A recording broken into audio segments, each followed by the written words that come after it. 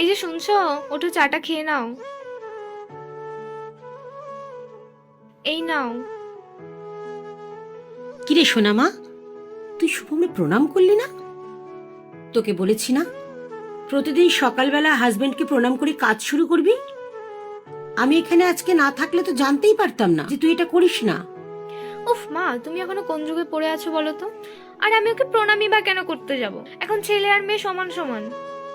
আর আমি ওর সামনে নিচু কেন হতে যাব? আরে ঠিক আছে মা, ছাড়ুন না। আর এসব আমারও পছন্দ না। ও প্রণাম না করলে কি হয়েছে? ও আমাকে সম্মান দেয়, সেটাই যথেষ্ট। ছাড়ুন, বাদ দিন। ঠিক আছে বাবা, কিন্তু আমি ওকে যেটা শিখিয়েছি সেটা তো অন্তত ওর করা উচিত। যুগ বদলাতে পারে, কিন্তু নিয়ম নয়। আর তোমরা যে ভালোবাসার কথা বলছো না, ভালোবাসাটা না শ্রদ্ধা থেকেই আসে। সোনামা, তোর হাজবেন্ড তোর থেকে বয়সে বড়।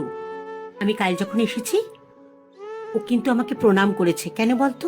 কারণ আমি ওর থেকে বয়সে বড়। প্রণাম করে আমাকে শ্রদ্ধা জানিয়েছে।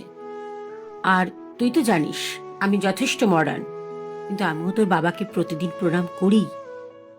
প্রণাম করলে ছোট হয়ে যায় এটা তোকে কে বলেছে? প্রণাম করলে তুই ওকে শ্রদ্ধাটা দেখাতে পারবি। ঠিক আছে? তুই ওকে যতটা শ্রদ্ধা দিবি ও ঠিক ততটাই তোকে শ্রদ্ধা দেবে। আর এই একে অপরের প্রতি শ্রদ্ধা থেকেই ভালোবাসা বাড়ে। এই কারণেই আমাদের কালচার এত আবেগ, মায়ায়, মমতায় ভরা।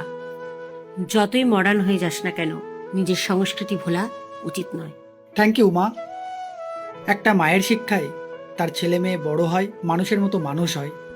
আর আপনার মতো করে যদি সবাই ভাবে, তাহলে আমরা কেউ কখনো আমাদের কালচার থেকে দূরে সরে যাব না। আমাদের সংস্কৃতিকে আমরা নিয়েই এগোবো, এবং ফিউচার জেনারেশনও সেটাই শিখবে আমাদের থেকে। থ্যাংক ইউ মা। আজকে আপনি একটা নতুন শিক্ষা দিলেন আমাদেরকে। ঠিক আছে। নিচে এসো। কাউকে প্রণাম করা মানে নিজেকে ছোট করা নয়, অপর ব্যক্তিটাকে সম্মান দেওয়া। আর স্বামী স্ত্রীর সম্পর্কে ভালোবাসার সাথে একে অপরকে সম্মান দেওয়াটাও জরুরি। স্বামী স্ত্রীর থেকে বয়সে বড় হয়, তাই সে একদিক থেকে গুরু। আর স্বামী পরমেশ্বর হয়, আমাদের সংস্কৃতিতে আছে। তাই পরমেশ্বরকে প্রণাম করলে ক্ষতির কিছু নেই। ব্যাপারটাকে ভালোবাসার চোখে, সম্মানের চোখে দেখা উচিত। নিজের আত্মসম্মানে আঘাত লাগছে, নিজেকে ছোট ভাবছি, এরকম ভাবাটা উচিত নয়।